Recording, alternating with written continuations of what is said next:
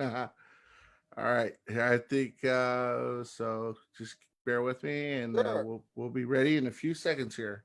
I get a little thing that says meeting is now streaming live on Facebook. That's a good thing, right?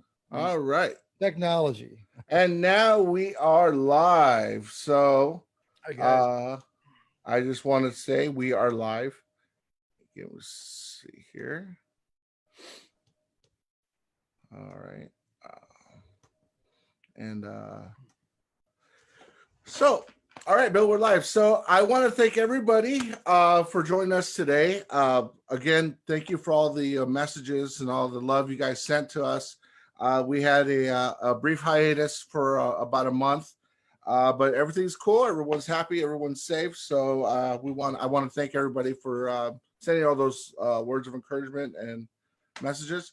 And we're back with Mr. Bill Churchville. Bill, thank you so much for coming back with us, man. It's really awesome for you to do that. Thanks, Joseph. Pleasure to be here, man. And I look forward to it today. We can kind of pick up where we left off, so it should be fun. Yeah. So if you guys didn't catch the last one, Mr. Churchville is a seasoned pro in the business. He's worked with Tower of Power. He's worked with Tom Jones. He's worked with so many names. Bruce Springsteen. He's worked with everybody under the sun. Um, and he's one of the top call movie trumpet players in Los Angeles. You can hear him on the movie. What was the Travolta movie? What was it called? Swordfish. Yeah. It was, Swordfish. Yeah, that was it. It's one of my favorite movies. I just drew a blank. So go check that out. You can hear some wonderful trumpet playing. He's also Spider-Man 3. Am I correct? Spider-Man 2 and 3. Yeah. 2 and 3. Yeah. So you guys can check that out if you guys want. So Bill, thank you again for joining us. And the first I would like to start off with some of the messages I got after we did our first webinar. One of the things I got was how you helped a lot of people realize that it's the preparation that you have to do. You talked about how when you go on the road, you play the book every day, 2 weeks before you even go on the road to make sure your chops are there. You Well, know, if it's an endurance type gig, and a lot of them these days are, where you have to be horn on face for an hour and a half, 2 hours, and you better have good endurance. It's just like if you're a professional baseball player and you're going on tour with the A's or with the Dodgers or something. You better be you don't wait till the day before the tour starts to get in shape. You better be in shape before you leave, because if you're on a heavy chop gig, a heavy endurance chop gig, and you don't have it together, usually you last about 2 or 3 shows, and then your chops fail on you, and that's how cats lose gigs. That's how guys do permanent harm to their chops. It's just not a pretty thing. So I have a training regimen that we've talked about this with other players and stuff. We all talk about how do we prepare for a big tour that's got a lot of hard blowing on it. If you're lucky enough to have a tour that doesn't have that hard of playing, you have the option on how well you want to be prepared for it.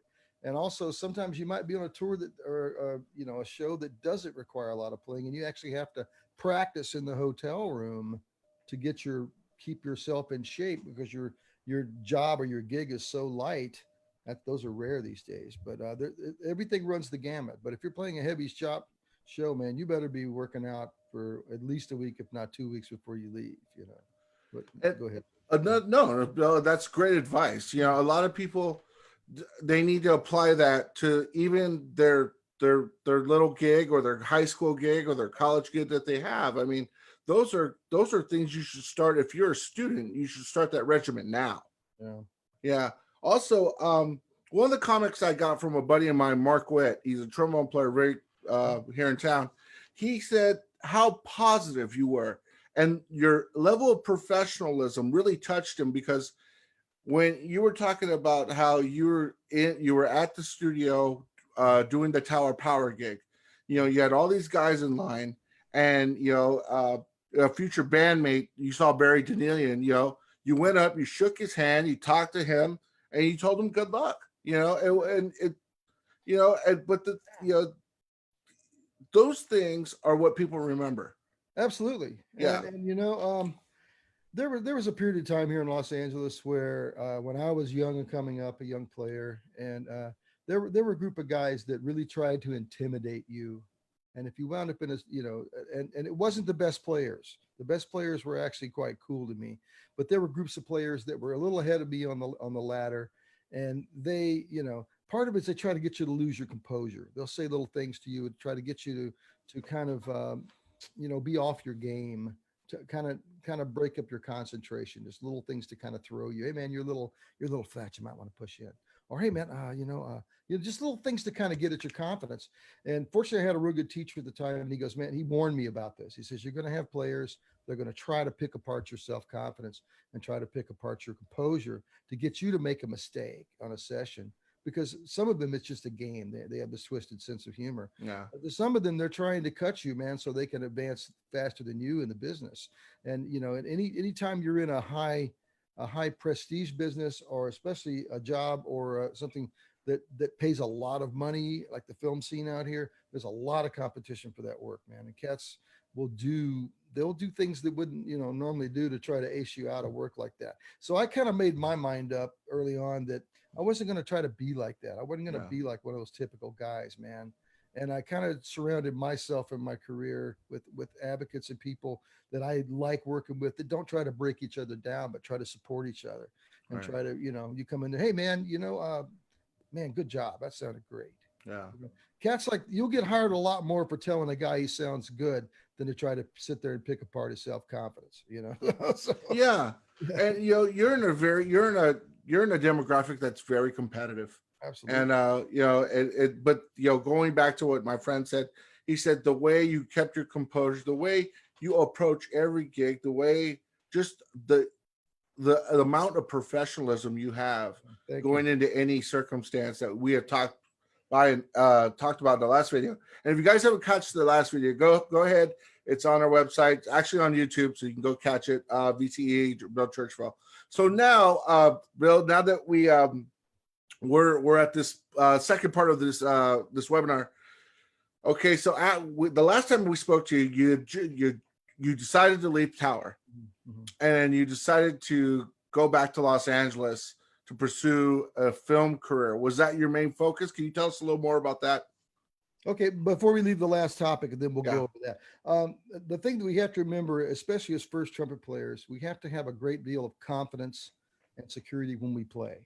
The thing is, a lot of guys can't turn that off when they leave the bandstand. And guys do not want to deal with that. The confidence and the intensity that we play our job at, that's a whole nother level of intensity. And bordering on arrogance. We have to be very careful that we don't cross the line into arrogance. So, and when you have to leave that on the stand, man, you can't walk off a stand and vibe people with that level of arrogance. Or guys don't want to work with you, man. There's too many great players out here that are cool to work with, that they don't want to work with a cat that's arrogant, that's coming across as, that kind of vibe. So just, be cool, man. There's work for everybody. You just got to kind of, figure out where your niche is and figure out how to plug yourself in.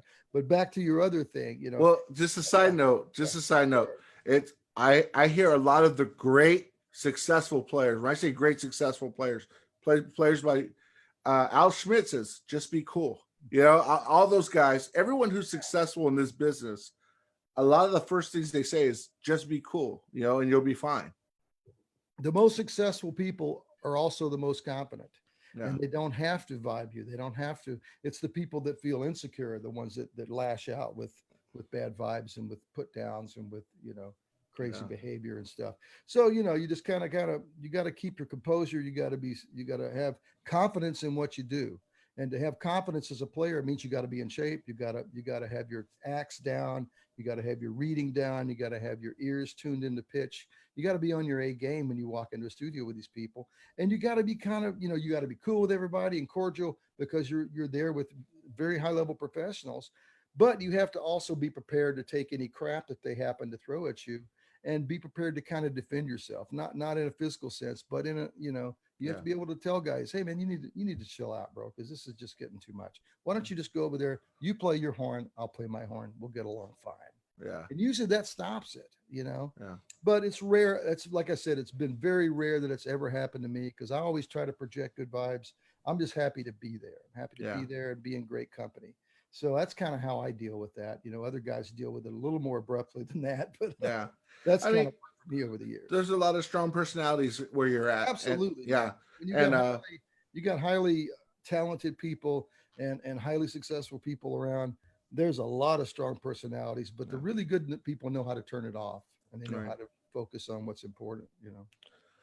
So going back to what we're talking about, Yeah. that's so what brought you back to LA? Why say, okay, I gotta go back to LA? Was LA home? Was the movie scene there? Why after you left Power, why was LA the place to be? Well, I had been in LA, let's see, probably about 10 years when I left Tower. And it already started feeling like home to me. And that's kind of where I'd lived the whole time I was with the band. And I, if you're going to work in the industry, at least back then, before this revolution in computer technology and stuff, if you were going to work within the industry, you had to kind of be where the industry was. And at that point in time, the industry was basically in New York, LA, or Chicago, and to a lesser extent, no disrespect to Nashville and to Austin, Yeah. Texas. There's a lot of great music down there, but there's not that much music for brass players down there. If you're a picker and a songwriter, that's your world. But for Yeah. brass players, if you're not one of the group of a couple of guys, you're not going to work in those cities. Same with Vegas. There's some great monster Yeah. musicians there. But if you're not one of those guys, man, there's not enough work to filter down to keep 5, 6, 7 horn sections working in that town. Just doesn't exist. So and you can go to that town or Nashville or Austin, and you can take a number and stand in line and start over again and reinvent yourself. And maybe in 5 years you will have worked yourself to a position to where you can get a decent amount of work in a town like that. But for me, I was looking at Los Angeles. My 20-year plan was to come back to LA and to start working in. I like I like working in studios. I like working on popular music projects. I like working on jazz projects, funk, R&B, soul music, blues. I like playing blues artists, and I like being in the studio working with people like that. Because it's a more creative. It's more of a small creative vibe. The film thing kind of happened by accident, and I got to know one of the top orchestrators for a couple of the big film composers out here, and the orchestrator and I kind of hit it off. And because I was at the time I was at USC working on my graduate degree, and I was playing for a lot of the final projects for the film composer school. I was in with the contractor, so I would go and sit in the orchestra, play the film composer stuff that what they were doing in the film composer school there. Yeah. And I would also be involved on the jazz end of things, the big band, the small groups. So that I got to know a few of the orchestrators, and that's the key with those guys. You're Yeah. not going to be able to walk into John Williams' office and go, "Mr. Williams, I'd really like to play on your score."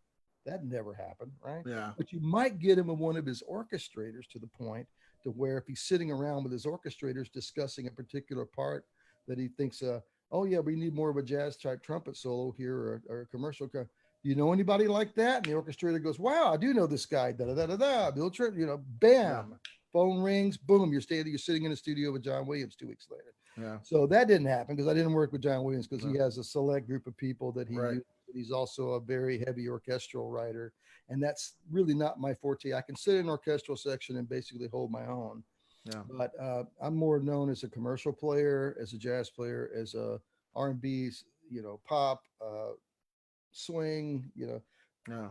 jazz, Latin, Yeah. everything under this. I can play the orchestral stuff. I have C trumpet, I have piccolo, I can do that stuff. Mm.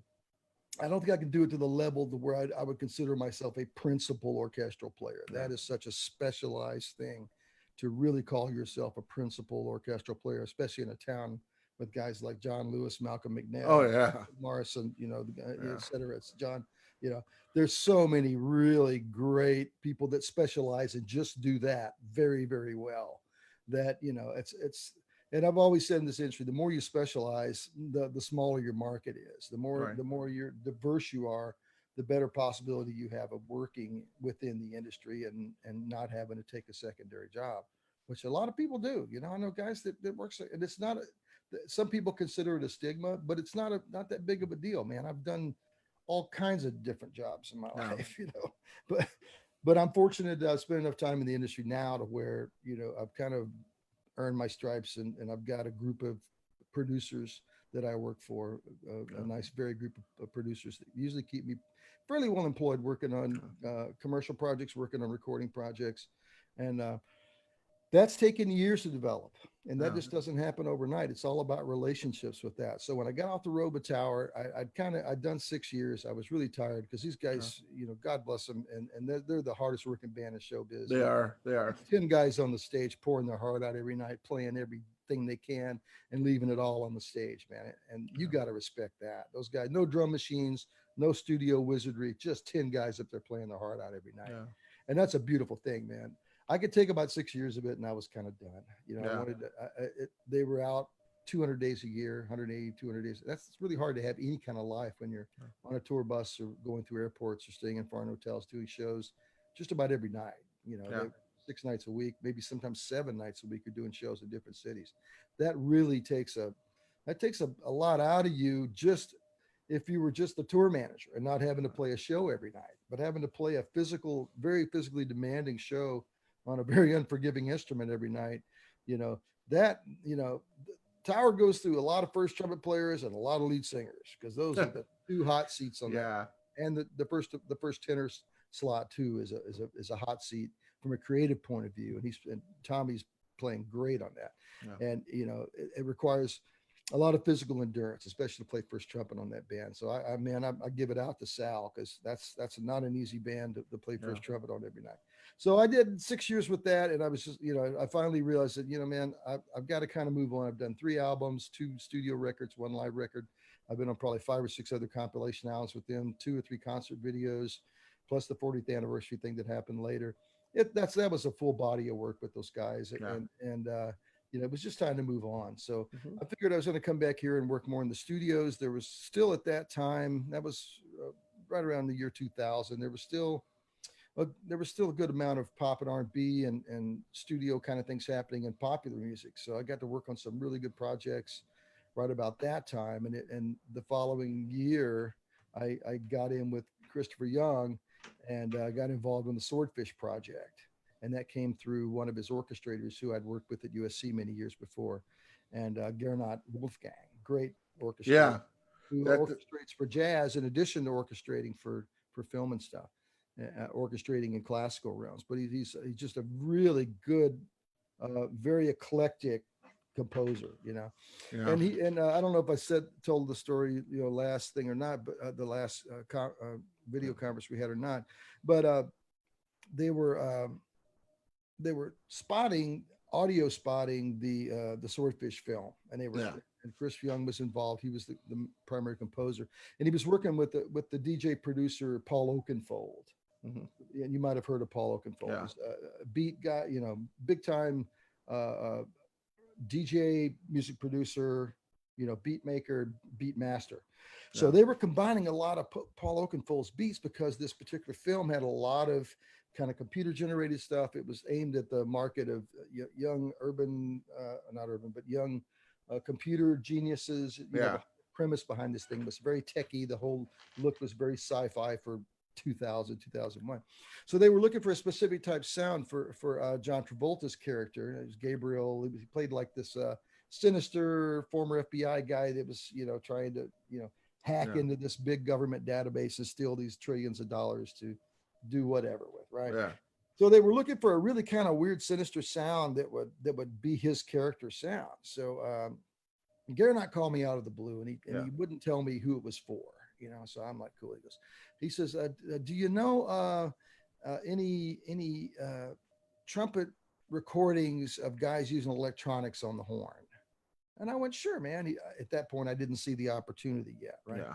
I said, yeah, man, check out Miles' Electric Period. Check out Randy Brecker, some of Randy's early works. Check out, Don Ellis, some of Don's stuff. He was experimenting with a lot of wahs and pedals and a lot of different kind of sounds, And he says, great. Thanks, man. Click, 2-3 days later, I get this call. He goes, well, I'm working with a composer on a new film, and we're trying to, none of those things really worked out for us. Do you have anything we can listen to? And I said, I'll have you something in 24 hours. So at the time I had a custom built audio computer that I'd done myself at PC and put it all together. And I had a ton of these crazy plugins. So I just took a couple of melodic ideas on the trumpet, put it in the computer and started running it through all these crazy filters and coming up with these really wild sounds. Yeah. And I took it all together, put about 5 minutes of that crap on a CD, gave it to Gernot, said, here, man, check this out. Anyway, it got back to Chris, and they heard the thing and went, wow. And they called me up, and Gernot called me and said, hey, man, can you come down to Chris Young's studio in West LA and bring all your mutes? And I said, buddy, I got a lot of mutes. And he goes, bring all your mutes. Exactly. I brought, I don't know, you can't see the wall. Yeah, I had a bag like this full of every mute I owned. Yeah. To be a featured soloist in a major film like that, that's kind of a big deal. That's a career maker in that world, right? Yeah. So I came in there with every darn mute I owned, and I even brought in, I even took some snapshots of the filter effects I was using on the stuff that I'd done, because I got in there. Chris was like, man, how did you get this sound? How did you get this? I said, well, that was this harmony mute run through this filter on Cubase and kick back through this. And he goes, wow. And he had his engineer there. We were kind of trying to duplicate some of the stuff. And we came up with this really cool kind of sound of a harmony mute bounced through a digital delay that ping pongs back and forth in three different delays in the sound field. And it's got some flange, really cool flange on it, and all this other stuff. And he was like, that sounds like what I'm looking for. And I said, right on, Yeah.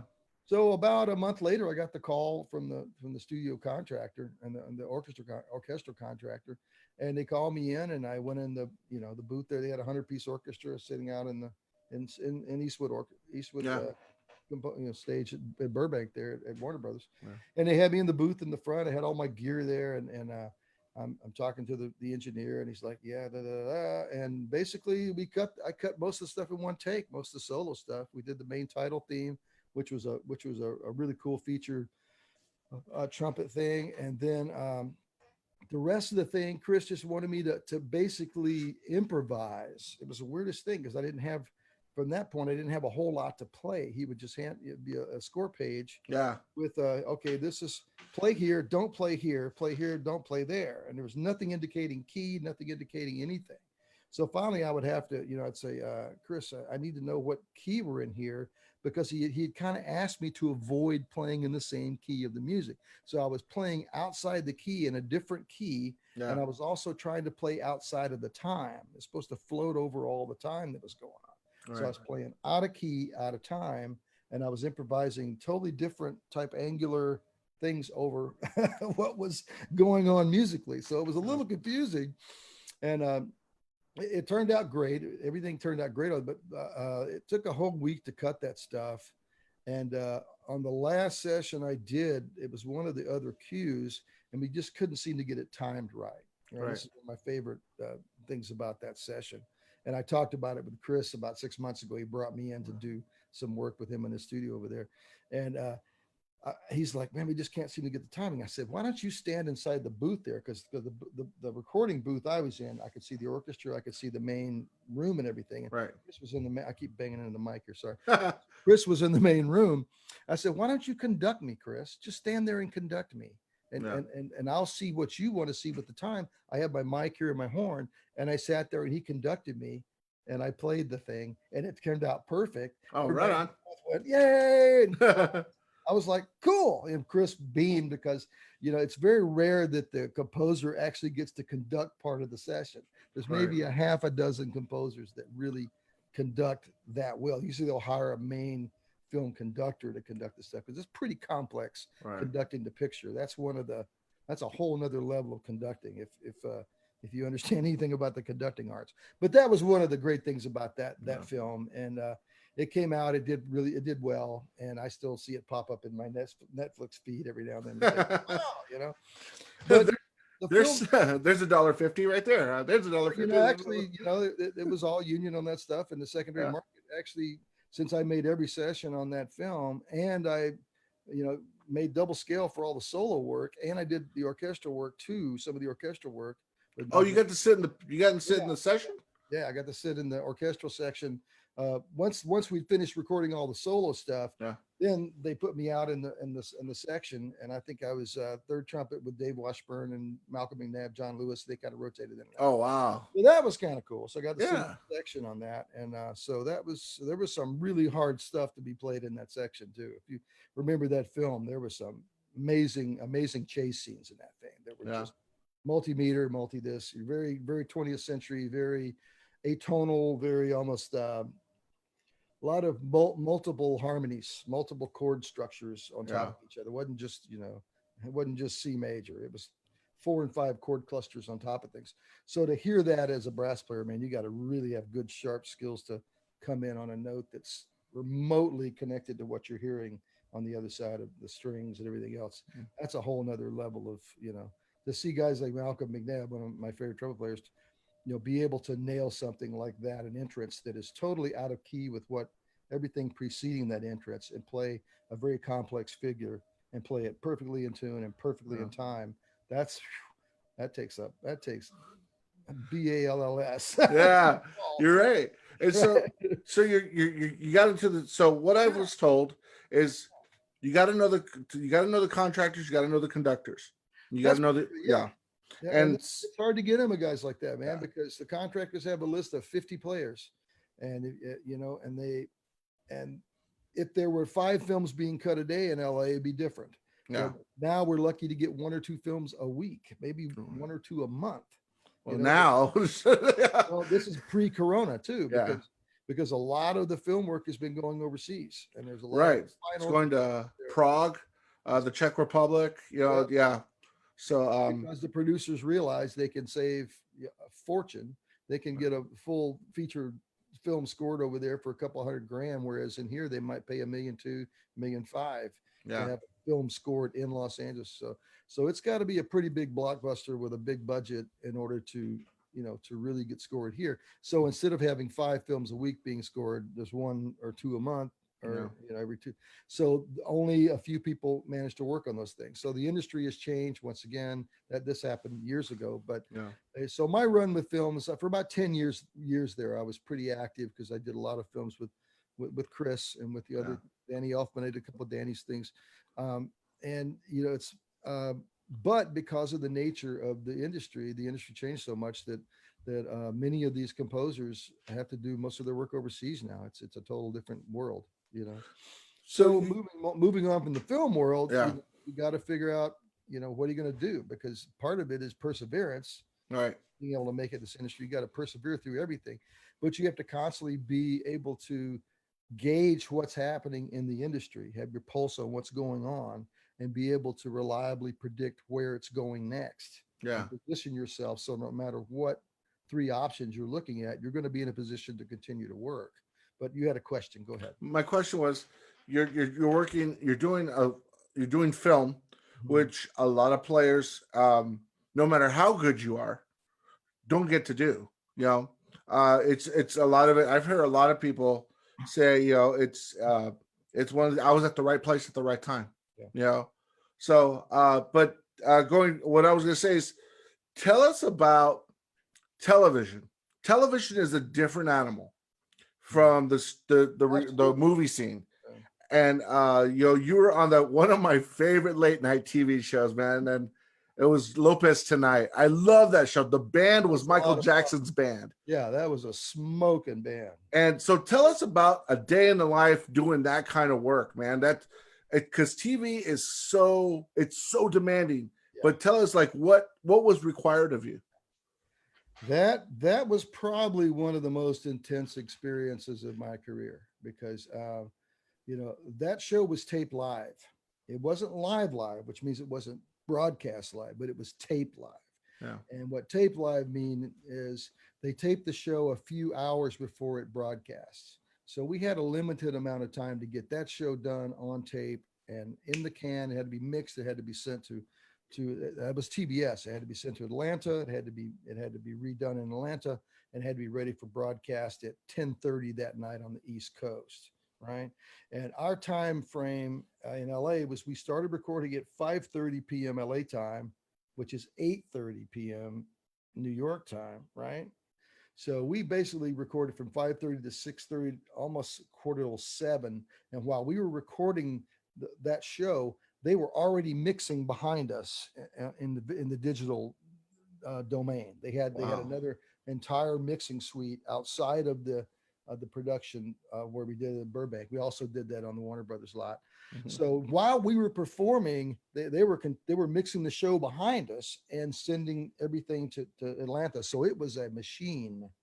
So the point of all of that is, without understanding the nuts and bolts of what it takes to make television work, is you had to make sure that, because they never stopped rolling. They very seldom ever cut. If they ever cut a scene, they would cut to commercial. But once that Yeah. juggernaut is going and all those machines are running and that those hard drives are spinning and those producers are doing their thing, they did not want to stop that thing for anything. So if you made a huge clam, it stayed on there. Oh. So that was somewhere you did not want to clam in that situation, because it was intense. Um, Michael Bearden, music director, great. I mean, I've never worked with a finer music director. Mike knew exactly how to keep the band insulated from the production, which is a big deal. He knew how to keep, 6 or 7 very accomplished musicians and highly professional people focused on this type of work. And the TV thing is all encompassing. I was also the musical arranger for the show, right? So Right. my typical day was, we shot on Mondays, Tuesdays, Wednesdays, and I Thursdays, and we shot we shot on Monday, Tuesday, and Wednesdays, and we shot 2 shows on Wednesday, right? Because we had the show that would air on Thursdays, we didn't air on Friday, so it's 4 days a week, but we shot 2 shows on Wednesday. So we had Thursday, Friday, Saturday, Sunday off, and we needed it because there was so tremendous amount of music that had to be done for that show. We'd written most of the cues for the show in advance and pre-production before the show started. We'd written most of the bumpers. We had a whole list of compositions that we had put together just for little musical bumpers, little things in this. We had a whole book of stuff that various members of the band had written. I'd written a bunch of them. Sean Holt had written a bunch of them. Michael Beard had written a bunch of them. And Michael, in his generosity, credited everyone in the band with the stuff that they contributed to the show. So we all were able to participate in ASCAP and songwriting, which is important, because a lot of MDs wouldn't have done that. They would have tried to take credit for everything so they'd make the money. But Right. Mike was generous in that. So I appreciate that too. But so we had a full book of probably about 50 or 60 different cues that we could call on a moment's notice to bump to commercial to this, because you never know when you're dealing with comedians, especially master comedians. Yeah. You never know the pace that they're thinking in their head. Now, George might hit a one-liner and realize that that's the biggest laugh he's going to get in the interview. He might end the interview early and cut to commercial. So you got to be on your game in the band, because we had a little earpiece there, Yeah. and Bearden would be watching the monitor, and he'd go, "Okay, guys, commercial in 3, 2, 1, bam," and you're gone. Yeah. I mean, it's like 3, 2, 1, play. Yeah. And you have literally a half a second to get your embouchure set, bam, maybe come in on a high C or something. Wow. And you don't want to miss it. And the studio's 54 degrees, so they keep it freezing, right? You've got a keyboard in front of you, you got a monitor, you got a microphone, everything's going live to truck. So you don't miss, man. You make sure your head is in the game the entire time. So for that hour and a half a day that we actually record the show, you got to be on point every second, because if you let your guard down in a second, something will happen on the show. You'll have a musical cue pulled, bam, and you'll be standing there with your horn in your hand when you should be playing. And you never know where the camera's going to be either. They may set the camera block up to where when you start this bump to commercial, the camera might be right there on the brass section. Right. So you got to be so focused that you're not wondering where that camera is. You got to be so focused that bam, and you're gone, right? And you play 50, 20 seconds, then the thing, once you're clear and you're in commercial from the taping, then they kind of the band continues to play, because we're basically entertaining the studio audience. There are 400 some odd people. And then while you're playing, you're listening to the producer in your earpiece, and he goes, "Okay, guys, we're coming out of commercial. Let's end this." Okay, bam, and then we're back. Then you see the cameras going again. You're coming out of the commercial, and you are going to air. So at that point, you got to be back in the game physically. You got to be thinking, and then you're watching the musical director for the cue to stop the tune. And usually it's like da-da-da-da-da-da-da, bam, and you stop on the dime. There's no time in television for any hesitation.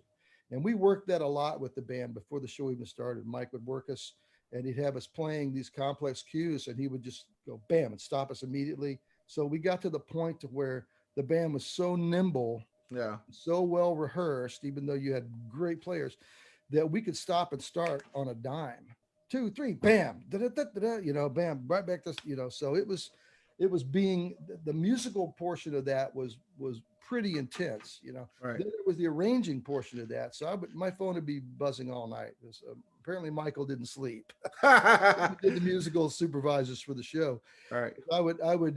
We get done with the show 7, 8 o'clock at night. I get home by 10 o'clock at night. I'd already have a list of tunes to arrange for the next day. We're going to be supporting this artist. The horn's going to be playing with Shakira on this, and then we're going to be backing up. Jamie Foxx is going to be the guest. He's going to step over and do a tune with the band. We need an arrangement of that. So I'd have a laundry list by 8 or 7. I usually got up at 6 a.m. and opened up my computer and went, and then I sat down, bam, start putting stuff together. So how long would those have to be? Those charts? Are they full 3-minute arrangements, or would you have to kill like a minute or something like that? Well, usually would people perform something on a television show, they'll chop it down. Yeah. It won't be the full 3.5, 4 minute song. They'll chop it down to 2 minutes, 2:15, sometimes 2 minutes dead on.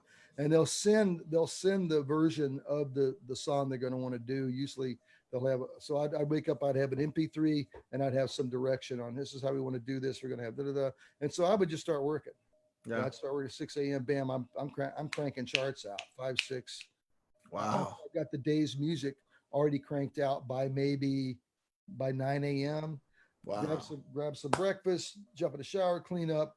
And by 10:30, I'm headed to the studio because by get in there by 11 o'clock, the band rehearses from 11 to 12. George comes in at 12:30 around 1 and does his full rehearsal with the band there, with all the writers, I'll keep banging in the mic, sorry, with the band, with the writers and everything. And then after George's rehearsal at 1, we take a couple hours off in the afternoon to eat and get our wardrobe together, get all that stuff together. They put a show list together. We got a plan that's got every aspect of the shows on the sheet, and we keep that on our stand. So we're watching the show as it goes by. And we got a little monitor where we're watching what's happening on camera.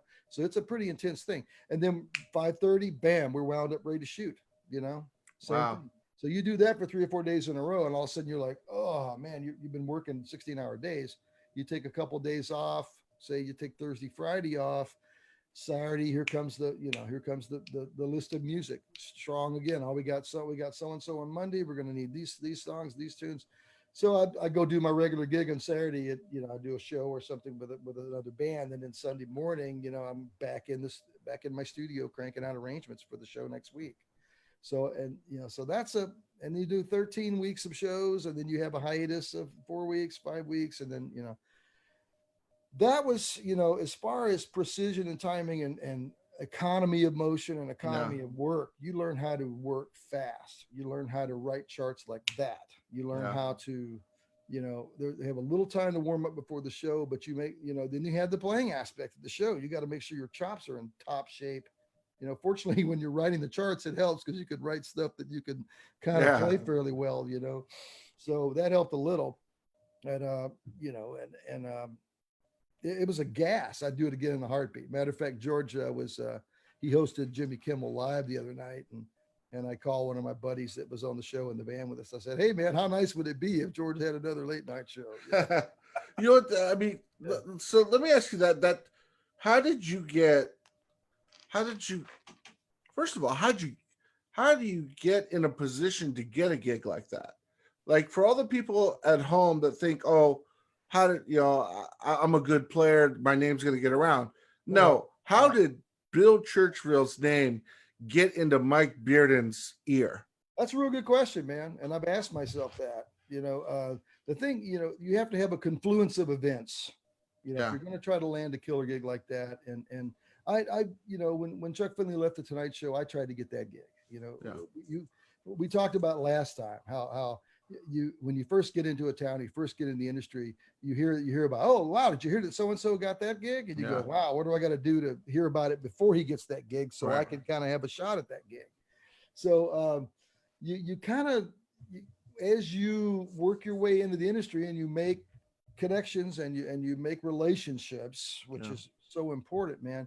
You find that these relationships are not all necessarily musical relationships, right? Right.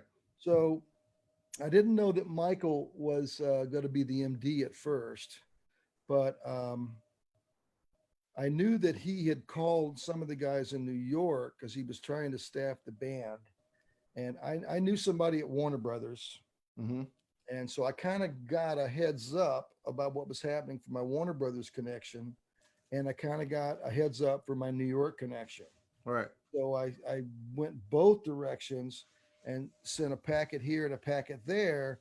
And somehow the two things connected and I was invited to the audition. Tell Somehow us what the audition was like. I got on the audition. It was intense, man, because there were some really good players in that room and they still hadn't figured out all the members of the rhythm section yet. They Oh knew wow. they knew that um, they knew that Lenny Castro was going to be on there, Yeah. and they knew that Alex Al was going to play bass. Yeah. But they didn't have a guitar player picked yet. They didn't have a drummer.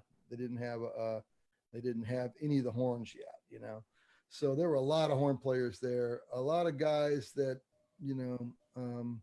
I knew a couple of them were actually, I thought, were the caliber of player that could handle a gig like that. But there were a Right. lot of people that weren't. They just happened to know the right person to get in the same room. So we were invited in, usually one or two at a time. They were trying to pair the trumpet player with the sax player. Right. To try to see if they could, because we get back to casting and Yeah. casting. When you talk about a multicultural show with a Latino principal, and you got people of color in the band, they want to cast. They have to, it's a multicultural show, man, and casting, you got to Yeah. be aware of that, right? So I knew I was going to have to play really well, and I knew that I knew I was on my game. And I knew since it was a Latin show that there would be some Latin playing at some point. So I knew that my Latin soloing ability was pretty solid because I got a background in jazz and I played with a lot of Latin bands out here over the years, a lot of mambo and salsa bands. So I figured I'd be pretty well in that area. They needed a component. They needed somebody who could sing.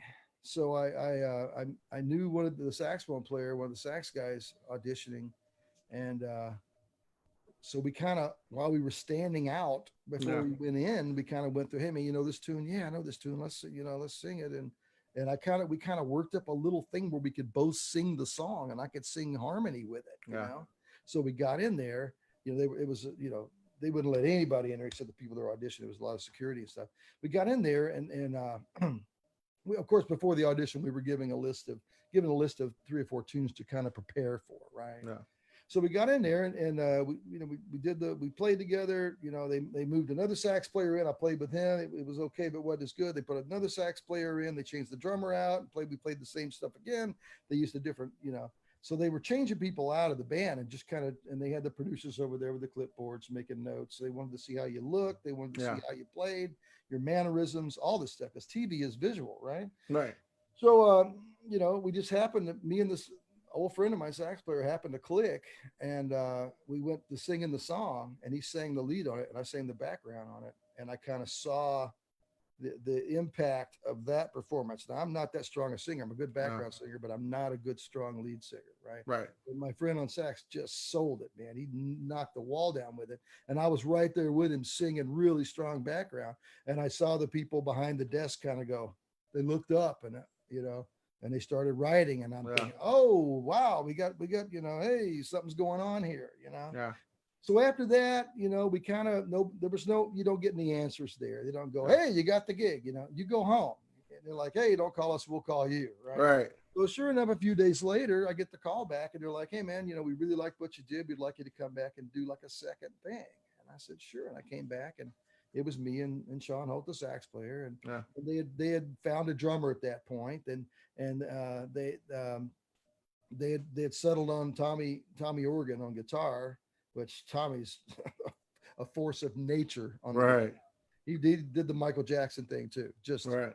I mean, not to get too far off the point with Tommy, Yeah. but we had a lot of guitar heroes that would come guest star and sit in with the band on that show, on George's show. Right. And Tommy's just laid back, relaxed cat. But you get him in a situation where he's doing a guitar battle with somebody and he will dice them. You know, I saw him Yeah. just destroy some really big name guitar players that Yeah. came on that show and tried to hang with Tommy on some solo stuff. And Tommy just laid waste to them. You know, it wasn't embarrassing, Yeah. but it was like, oh, really? Okay, well, listen to it, try this, you know. Yeah. So Tommy just laid it out there, man. He was just the coolest cat, you know. But boy, don't challenge him to a guitar duel. You'll be wishing you didn't, right? But back to the story. Yeah. So it kind of changed into a situation where, you know, the second time we all came back, it was just to feel everybody out and see how the vibes work.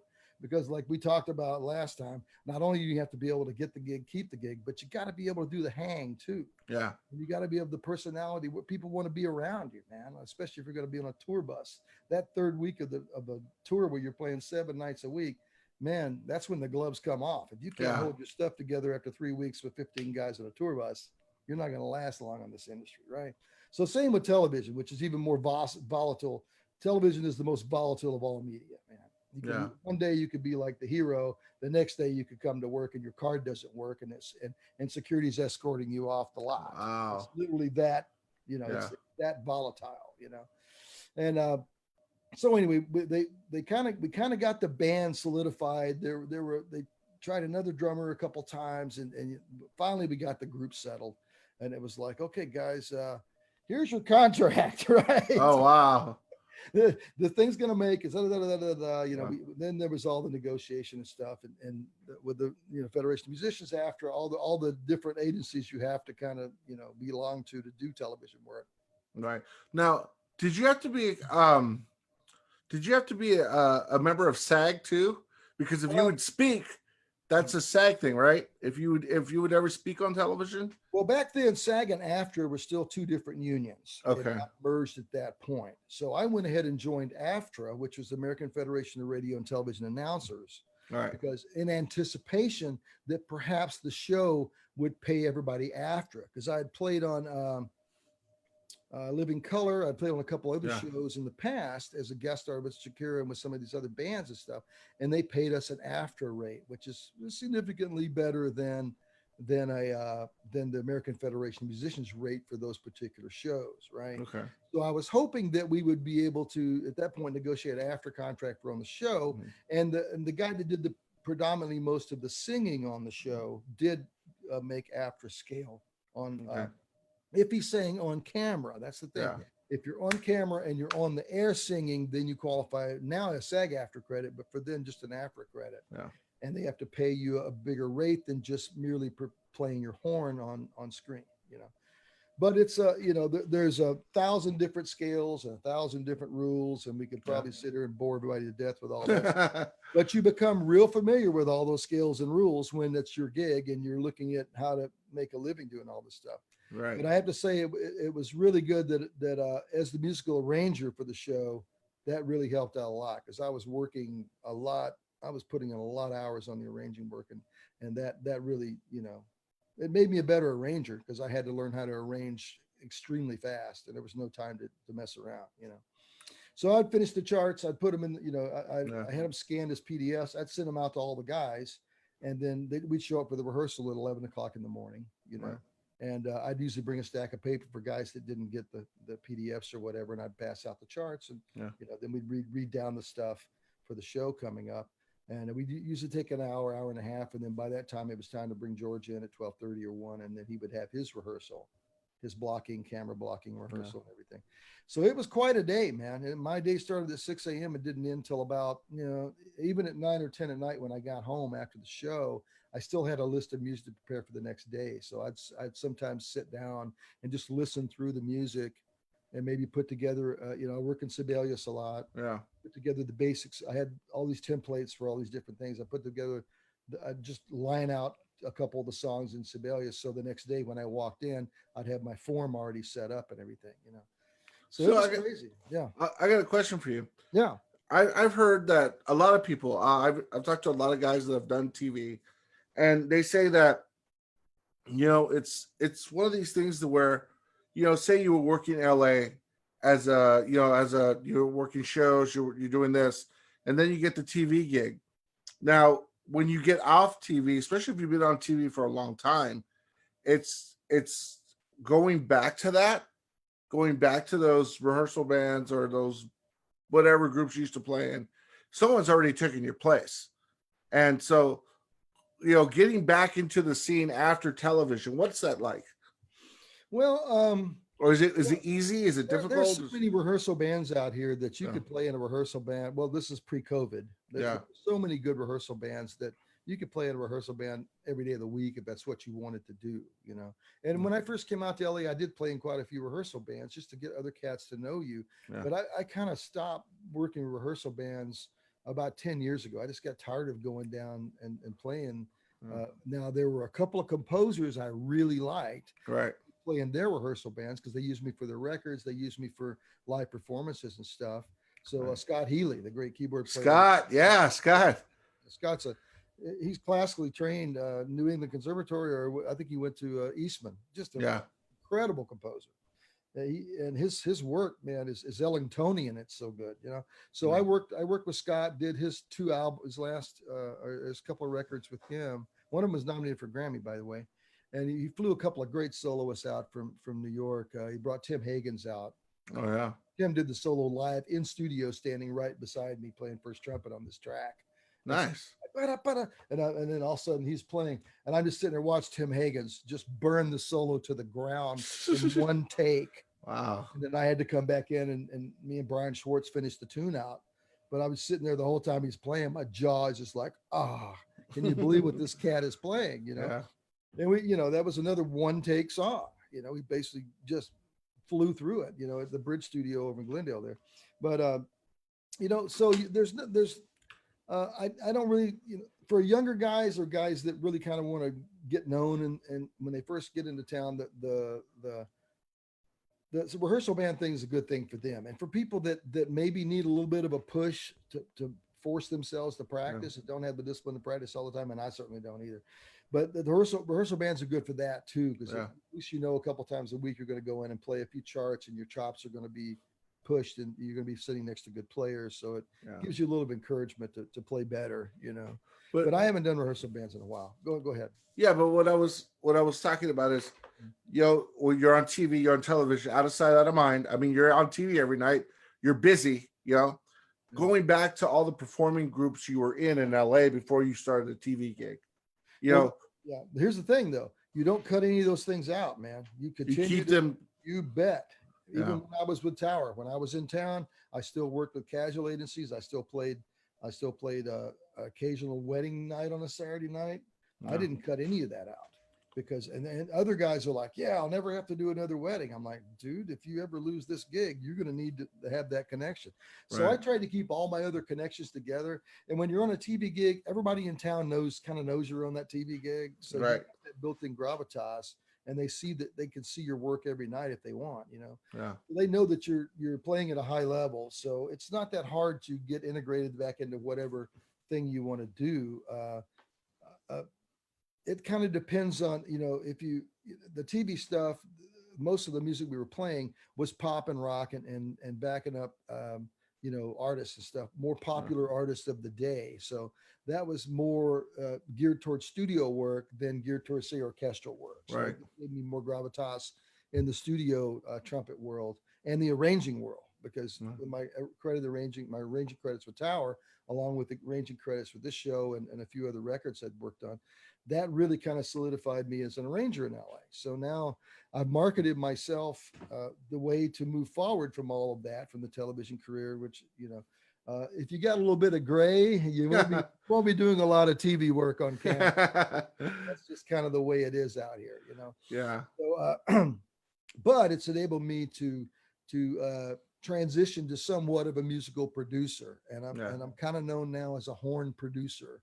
I solve problems. Right. If you've got a record and you want to add horns to it, it's a one-call solution. You call me, I do the arrangements, I hire the guys, I book the studio, I produce the session, I hand you a finished horn product. I mean, sometimes I'll even do a couple of mixes of what I think that the horns would sound great on that record. Right. And then I deliver basically a finished product, and all they have to do is, sign one check. And if we're dealing with a major recording label, then we have to do the contracting and all this kind of thing Yeah. too. But I'm in the solution business, man. Producers, and that's why I've got a group of really good producers that trust me on this kind of stuff, because I've got a track record with them. So and by being a producer like that, uh, I can charge premium for my services. I can Right. charge premium for my arranging talents, my contracting talents. I've got 4 or 5 different horn sections that I use in addition to myself that specialize in different kinds of playing. If it's real technical, kind of jazzy rock, I've got the guys that play that really well. If Yeah. it's kind of a gut bucket blues or Ellingtonian kind of big band thing, I got the Yeah. guys for that. If it's Richard Cheese and his record, I've got the guys for that. Right. If it's a Latin pop record, I've got guys that play that stuff like they were born playing it. So that's the great thing about being in a town like LA. You got guys that are the best at what they do, and you can pick and choose these guys and put your basic sections together so that I can cover just about any style of music there. And some I can even do a lot of it in my house too. Yeah. If it's a situation like now, since we're doing everything remotely, I just did a record for my friend Jeff Young, great keyboard player, toured with Sting, Jackson Brown, phenomenal talent, songwriter, singer, brilliant cat. I did all the horns for his record in my house here, the trumpet and trombone here. I had my friend Terry Landry on saxophones. He's got a studio in his house. I sent him the tracks. He played all his stuff, sent it back to me. We were able to assemble it all, send it to the producer. Bam! It sounds like we were all in the same room together. Right. So it's a whole new world now post COVID, and we're trying to figure out how to survive as artists and musicians. And in this industry, you have to be willing to reinvent yourself every couple of years, man. You Yeah. got to figure out what those trends are and whether you're still viable as a player. And that's really important right now because we're looking at, live music is gone for the foreseeable future. Yeah. They're looking at August of 2021 Right. before any groups are looking at doing any touring. And that's a big maybe there too, right? So if you predominantly make a living in this industry through live performance, man, you're having a hard time right now. You're doing Right. little mini concerts on the web now in your house and stuff with a few of your guys, hoping that people pay into GoFundMe to help keep you alive on this stuff. That's and God bless them, man. I'd be Yeah. doing the same thing.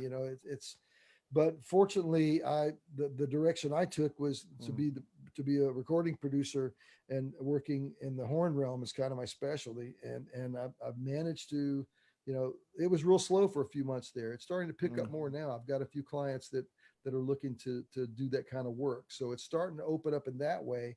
I know that some of the studios in Los Angeles, I've seen through my network that a couple of them are starting to open up. East West, I think, has had a couple Yeah. of sessions. But from what I've seen, it's been all string sessions, and Right. all the string players are wearing masks, rhythm section stuff. I haven't seen any brass stuff, but I may have missed a couple. I know I've heard of a couple of sessions happening at some of the off Broadway kind of studios that are not Yeah. the main studios, where people gathered in a room and played horns. I'm not that brave yet. Yeah. I'd rather work remotely for now. If something like in a big studio like East West or Ocean Way and United Recorders or Capitol, something like that came along, they have COVID policies now. All these corporate studios, man, Yeah. they and I would look at their policy and determine if they're going to keep us goboed off or put us preferably in separate rooms, because Yeah. I don't want to be in a room with anybody respiring as much respiration as we do to play the trumpet. It's not smart right now to be in a room with a bunch of people all breathing 6-8 liters of air a minute playing a horn. That doesn't look like very smart right now. So Right. we're kind of so we're we adapt and overcome. That's what we Right. do as humans, man. We figure out how we're going to adapt, persevere, and overcome, and how we're going to reinvent ourselves, and how we're going to try to keep a positive frame of mind, because we're working in a creative career. We're creating music, and Right. and that's a beautiful career to be in, man, because we deal with people when they're at their happiest, when they're getting married, when they're throwing a party, when they're coming to a concert to get inspiration to see us play and stuff. That's a Right. beautiful thing, man. We work in a field where people are at their best. So, people that are police officers that have to deal with people at their worst, people that Yeah. are ER doctors, God bless them, and nurses, they're dealing with people in crisis. We are so fortunate to be musical artists and artists that we deal with people when they're happy, Right. and they give us that energy, that happy energy back when we perform. They pour all this energy into us. We turn around and pour it right back into them. That's why working with a band on stage like Tower or something, man, you've got 1,000 adoring fans just beaming all this energy into you when you're on the Yeah. stage, and you're just getting just huge energy rush. And then you turn that right back into your horn, into your music, and you're putting it right back down toward them. That's an incredible exchange. And that's something that not many of us get to feel that, but that Right. is addictive as an artist, man, to be able to get that kind of to feel that kind of energy being exchanged between a crowd and a band. That's something that's what we feed on as artists. So we're very lucky to be able to do what we do. Right. So, in closing, then, Bill, I want to Yeah, thank you. thank you, This Jeff. is just a wealth of knowledge and a wealth of great advice Thank you, for brother. anybody who wants to continue doing this. And one of the things I admire about you, Bill, is your mindset. Your No, seriously, your mindset is that you figure out different ways to do one thing. If you're like, okay, I'm in this situation, Yeah, how am I going to get this done? Your work ethic as a musician. I'm listening to you talk about the preparation yeah, how seriously you take your job and how much pride you take in your job. That's one thing that's very rare in a lot of trumpet players, about how much pride they take in their job. mm, You know, you would go into a dance band gig the same way you would go into a studio gig. I mean, it's like that mindset. So I mean, to me, that's what I really admire about you, and that's one thing I've got from talking to you is that it doesn't matter what you're doing, yeah. be the best you can at it. And that's I Well, you think that's never know who's listening to you. That's right, another thing, man. In a town like this, or even in another town, you might have a producer out there, like, a big name guy that might be listening to the band. Go, wow, what a great band! Oh wow, man, that trumpet player is amazing. I've got this project I'm working. Let me go talk to him. right, Ka-ching, right? So there are opportunities everywhere, and that's something that we could probably spend an hour talking on it itself. How to recognize an opportunity, and that's right, something when you first start out in this business and you first come to a town like this, you don't even know what the opportunities look like, and right, it's real easy to get sidetracked and go down a dark alley that's not. It looks like an opportunity, bright and shiny, but you wind up wasting a lot of your time and resources on things that are not really opportunities. But being able to spot that opportunity that doesn't really look like an opportunity, it looks like something that, oh, I wouldn't do that. But inside of that little kernel there's an opportunity that can blow your entire career open, man. right. And so let me ask you this: if you were, I mean, you've survived, and that's the key word. You've survived many musical evolutions. You've survived as a musician, as a producer, as a trumpet player. You And have to. yeah, so I mean, Yeah. a lot of people have not.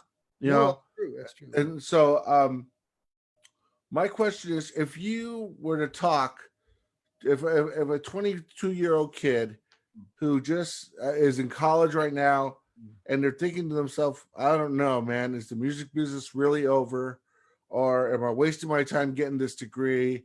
Uh, you know, what would some of the general advice you would give to someone who has the passion, who wants to do it, but is second guessing themselves right now? That's a great question, by the way. But this was explained to me and by my good friend Sean Holt, he's also a professor down at University of Southern California down there in the Popular Music School. And Sean said it best. He says you got to be in touch with your why. Got to always be in touch with your why. Why do you do this? And that's part soul, that's part heart, that's part intellect, that's part perseverance, your drive. And if there's any reason, there are a whole lots of ways you can make more money than being in the music industry, and you won't have to work nearly as hard, right? And so this will, if you're going to work in this industry, it's going to be the hardest thing you've ever done, and you're going to have to sacrifice. And it's you better be in touch with your why you do this, and your why needs to be really compelling. You have to do it because you love it, and because you can't imagine yourself doing anything else. because if you can imagine yourself doing anything else, maybe you should be doing that. Yeah. You know, Yeah. so stay in touch with your why. And if you come to a major market, you know, be humble, meet the people, be nice, try to get in with some of the better players, and kind of, you know, use them as mentors. That's what I did. You know, get these people and be cool with them. You know, don't, you know, when are you going to get me a gig? No. You get to know them, and sooner or later they'll start tossing you a little bit. They'll go, hey man, I can't make this job on Friday. Can you do it for me? Here's a sub gig. Take that gig, even if it doesn't pay. Take it, because when you start building up these better players and more established players, confidence in your ability, if you go and sub for him on that gig and the leader calls him and goes, hey man, that guy you sent last Saturday, he played great. Bam, that's another feather in your cap. And you got to start building successes, start building a repertoire of wins, of successes. And when your successes start getting to the point to where people will start talking about you in circles outside of your own little musical circle, and your circle is growing every year, that's when your phone starts ringing. You know, Yeah. so get in, humble yourselves. You're not going to walk into a town like Los Angeles and go, man, I got a double C. I'm going to own this town. It ain't going to happen, pal. You know, that ain't going to happen. I'm sorry. Yeah. You know, no matter how good you are in a college setting or a semi-pro setting, you're not going to walk into a town like New York and own Broadway in 6 months. Ain't going to happen. You're not going to walk into Chicago and be the best player in Chicago, or Los Angeles, or New Orleans, or Right. Atlanta. It just ain't going to happen. So you can't come across as being arrogant and overconfident. You know, you come in humbly, man. You go, hey, man, I really enjoyed hearing you play. You're a hero of mine. You know, anytime you need a sub, call me. You know, that's the kind of stuff that gets respect from an established player. Yeah. You know, or maybe show up, you know, hey man, find out where they're playing. Here, I got a little jazz gig over with Jack's next weekend. You got to come out and hear me play. Go support them. Go support their band. Go listen to them play. Sit out in the audience. Make a contact on the break. Go up to the guy. Hey man, just wanted you to know I really dig your playing. And it doesn't have to be a trumpet player. It could be a sax player. It could be a good pianist. Most of the work I get out here is not from other trumpet players.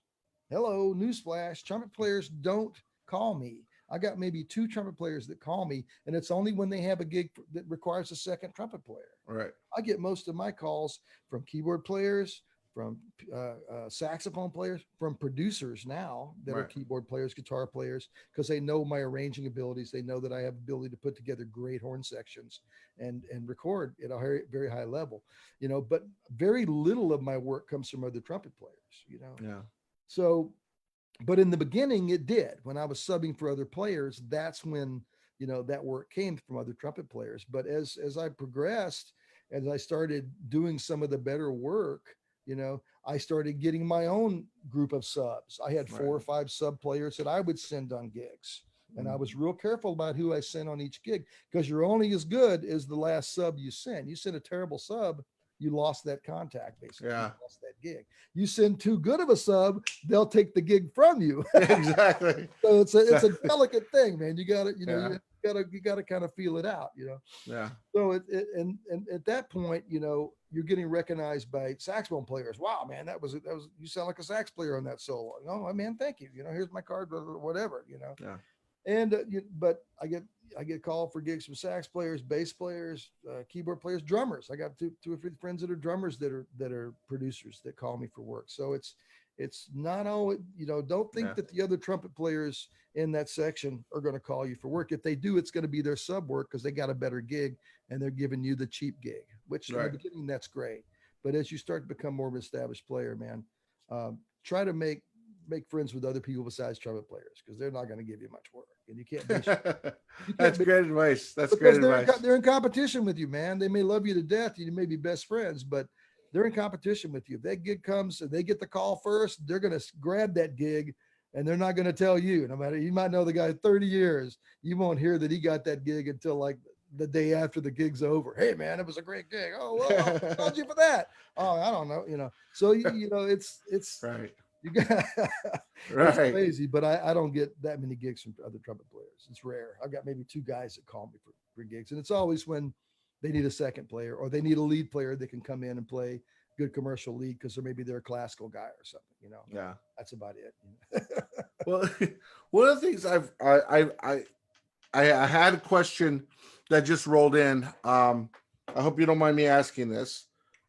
Just You real got time quick, in school. I got a little extra time. briefly.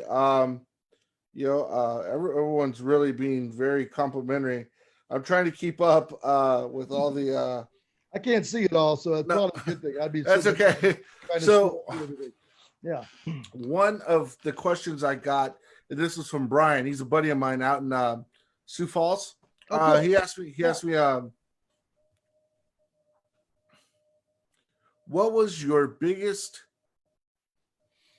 What was the biggest mistake you made as a player, Yeah. and what did you do to correct it? Okay. Now, I take it. There's a couple different ways I could take that question. From the pedagogical playing the trumpet point of view, the biggest challenge I've had as a trumpet player or my development, or the biggest mistake I've made on a gig or on some type of. I think he's talking about you had. I think it's a performance thing. Okay. It's there's something you had to overcome playing wise. Okay, good. That's a good point. Yeah. And let me back up a little bit. I was kind of the star high school trumpet player, as most of us watching this were, and because I was playing on equipment that really wasn't what I should have been playing on. I wrecked my chops pretty hard in high school, and I wound up going my first year of college at Louisiana State at LSU. Yeah, I had to go through a pretty serious embouchure change, and that's a good time to go through it your freshman year in college. So I went from playing really messed up to playing centered, and I've played centered ever since. But as I started progressing more through after graduate school, after my stint in the Army bands, and I came back out of the Army, finished my graduate work in Southern California. I've been out here about 30 years now. The problem I had early on was when I was playing a lot of high intensity, a lot of lead playing, the mouthpiece would slip down on my chops. Yeah. Go down into the red at the top of the lip. Yeah. That was affecting my endurance greatly, but it was also affecting my sound, my tone, my range. And I had to consciously work to not allow the mouthpiece to slip.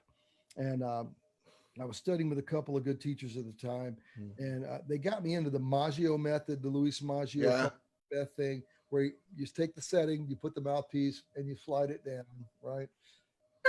Right. So that consciously holds the mouthpiece in place. And I found that I was playing on gold rim mouthpieces too, and the gold was too slippery for me. So I went back to silver rim pieces, and I got a little piece of let me show you. I keep it in my case.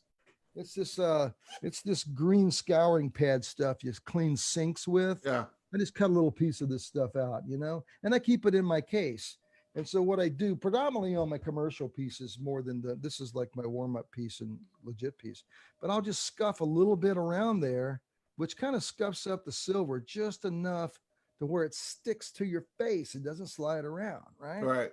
Because when you're on a stage and it's hot and they don't have the air conditioner on enough and you're sweating profusely because you're working your tail off, you get sweaty face and you get sweaty chops, man, that thing's going to be sliding around everywhere. And you're constantly wiping your face. And I play with a wet embouchure. I don't play with a dry embouchure. Yeah. But I can't play if I'm sweating profusely on my face and you got a towel, you're wiping your face and you're playing. You're trying to, So I went to silver rim mouthpieces, and I got a little bit of this and just brush it, not very hard because a little bit goes a long way. Just kind of brush. And as you rotate the mouthpiece, you brush along the top there. And it puts a little bit of abrasion. Maynard Ferguson, when I've many friends that played in this band, they say Maynard used to keep a mouthpiece in his pocket with all of his change and keys, and it would rough it up. It would put like a little patina on he liked this mouthpiece rim kind of rough. Now, I don't necessarily like it that rough. No. But, if you need to rough it up a little bit so it sticks and it's not going to slide around and move, because you want that thing to be right on your chops, right in the right place, right? If it slides down here, you got problems. And I'm not an upstream player. I'm more of a little bit of a downstream player. Yeah. So that helped me a lot, being able to realize that I've had to work a different set of muscles. And instead of pulling down as I ascend in range, I try to set and more focus this way. Yeah. The Maggio thing is it's almost a hard setting. Your corners are set, but your middle of your chops are still supple. And you just increase your air. And that usually has helped me. And I don't have the problem with the sliding. Every now and then I can feel If I haven't practiced enough that week or so, I can feel it move down just enough to trigger the red light. And the next day in the studio, I'm practicing the Maggio and I'm practicing.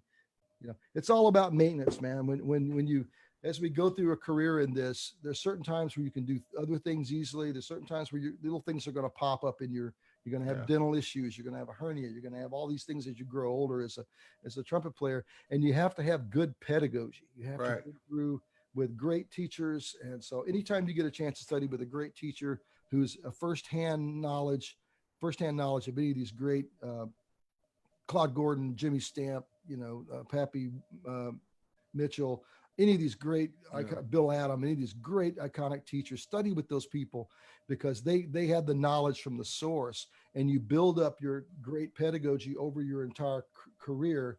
You learn how to play correctly. You learn how to warm up correctly. You learn how to diagnose your own problems, and you learn how to work your way out of them. Or you find a teacher that can help diagnose your problems too. Because as you get older in this industry, man, you're going to have health issues. You're not going to be able to breathe and push as much air as you once were able to. You're going to have issues with your teeth. You're going to have hernia issues.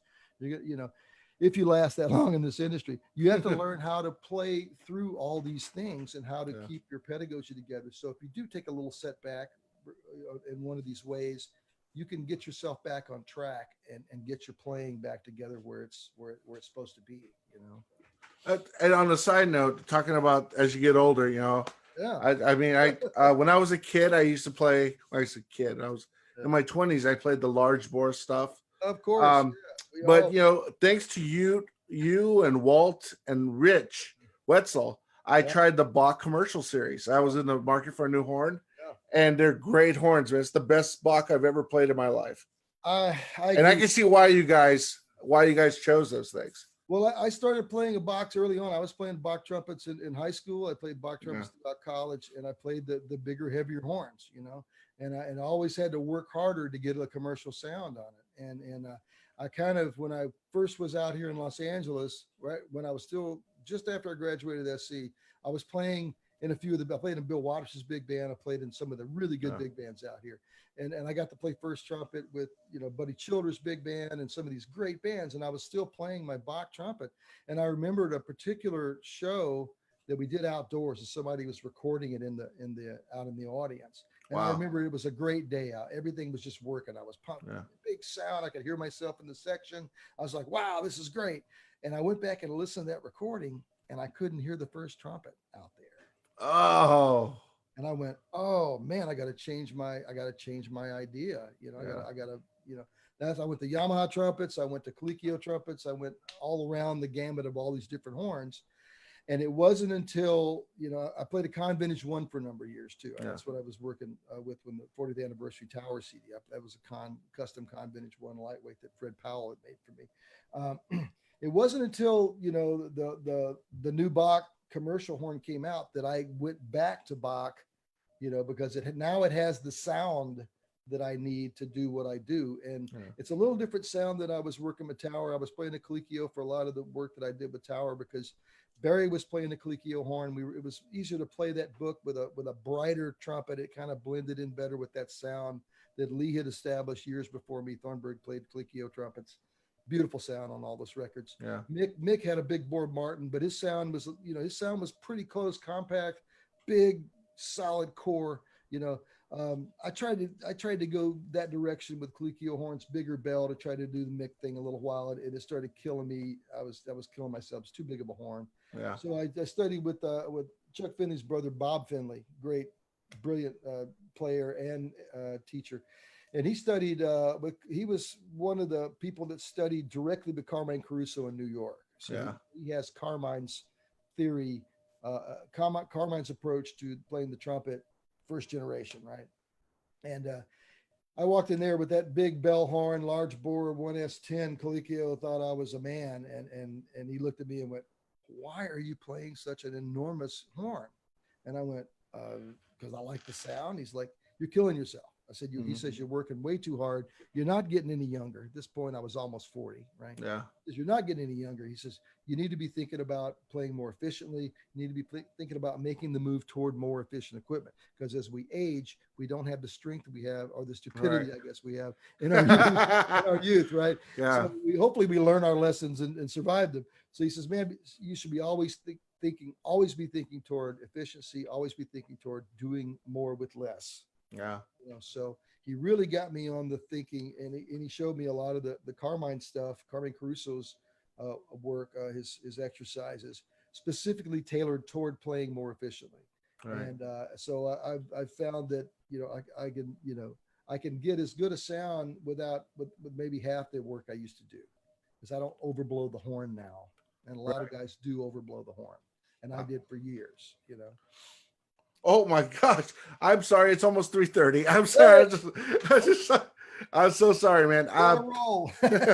I apologize. I was trying to, because I don't have my co-producer here Okay. today. So but so guys, first of all, I want to thank Bill for joining us. And Bill, you are just a plethora of knowledge about our business. And I'll say this, and I'm sure I don't speak for myself, but thank you for everything you've done for trumpet players. You Oh know, man, there are many people that have done a lot more than me. I just try to one small nugget that I picked up, I try to pass it on to other players and stuff, and try to make their journey a little less hazardous than mine was. well, it's like guys like myself who've listened to all those TLP records and all those other, things that you're on, and try to attempt to play the licks.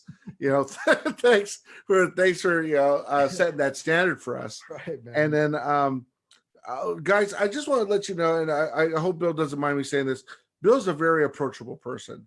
I'm sure if you asked him a question on Facebook, he would answer, or something. But Bill's just one of the nicest guys I've met, along with a lot of other ones. But he's Thank you, Joseph. one of the nicest guys. And Well, I occasionally come on some of the trumpet player. I peruse some of the trumpet player groups and stuff, and so I kind of try to see what people are saying, and sometimes I might chime in. I think I'm an administrator on one of them. One of the guys made me an administrator on one of the trumpet forums, maybe the trumpet student forum or something. But yeah, man, if you're working through something kind of difficult, feel free to reach out, or post it on trumpets or one of these other forums that I'm on, that you guys are on, and you'll have a lot of really good players frequent those forums too, and they might have a little different approach, because there's more than one way to the top of the mountain. I'm not right, saying my way is the best way. Matter of fact, the way I've developed has been a smattering of a lot of different great theories and a lot of different books and a lot of different, we have to all find our own journey, and we were all our own best teachers. We right. just have to learn what the right questions are to ask. That's the gift. You're absolutely right. And That's the right you, questions. so I was going to say, Bill, real briefly, what's in the future for you?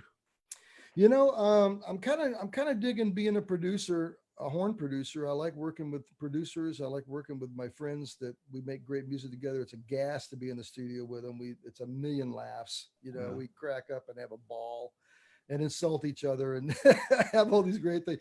Everything's kind of in fluctuation right now with the COVID thing. We're all looking to see what's going to happen at this point, and we're seeing a little bit of the ice breaking in the recording world. It's going to take for what I do. It's going to take the television and film industry starting to go back to work before the recording really starts picking up again, because a lot of the music that's recorded out here is specifically recorded for television and film stuff. Even if it's not major motion pictures, it's still songs that are in pictures, songs that are incidental music in film and television. Right. So until people start going back on studio lots and are on camera and shooting TV shows again, and instead of doing it in their house like everybody's doing right now, Yeah. until that happens, and who knows when that's going to happen. Even the CDC saying that the the vaccine for this thing is still months and months away. Yeah. So I will continue doing what I do at home remotely as we make progress on this stuff. Maybe we could even discuss going back into studios at some point, large rooms where they can segregate everybody with gobos and Right. keep us far enough apart so we have and keep the airflow enough to where we can all don't have to worry about breathing anybody else's exhaust, Um, I don't know, man. So I don't know when the next time I will be in a professional outside studio, but I am set up to record here, and I've got a plethora of gear I've collected over the years and knowledge of of many of the producers I worked with. So right now, that's kind of working for me. Yeah. I'd like to see the live scene come back because I do enjoy playing live with several of the bands that I work with, and that's there's nothing like the rush and the uh, the energy of playing in a live show, especially something in a big arena or something. That's a gas that can't be duplicated. 10,000 Yeah. people screaming.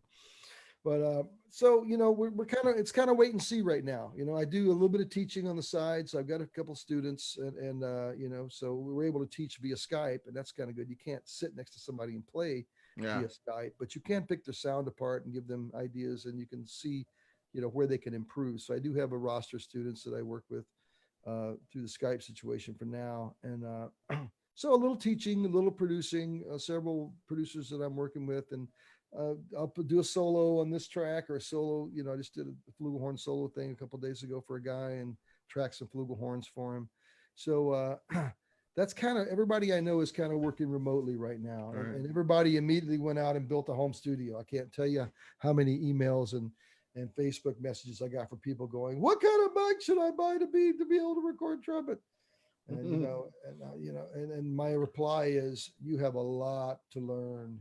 Oh yeah. You can't Oh just yeah. in the Guitar Center and plunk down your gold card and buy a bunch of gear. It doesn't work like that, man. No. It's Yeah, first of all, you have to learn Logic or Pro Tools or one of the big major platforms, and Or that both. yes, both. I have both. Yeah. Exactly. Yeah. Because you never know what format you're going to get anything. Right. Then you have to know about recording techniques. You have to know, a lot of these people. And it's funny because the very same guys that will call me, my friends, or associates, Yeah. will call me and go, "Man, I've got to get a studio in my house. Can you tell me what to get?" And I said, "I can send you a laundry list that'll get you started." I said, "But I can't teach you how to use Logic. I can't teach you how to use Pro Tools. I can't teach you how to set a microphone up and set a gain structure up in your house, But here's a list of gear. If you want to get this is probably the least expensive money you can spend to get what they'll give you the bare basics, Yeah. And 3 days later, I'll see them talking in one of these trumpet forums like that, like they're the expert. "Oh man, you got to get a Roy." Oh gosh. And I think it's pretty funny, but I'm not going to bust anybody here today. No. But it's Yeah. Well, I mean, it's like you said. I mean, I just like me. I it's like I looked at sound equipment as until until I have the chops to really know how to work with it, then I'll get it. I just bought a Millennia.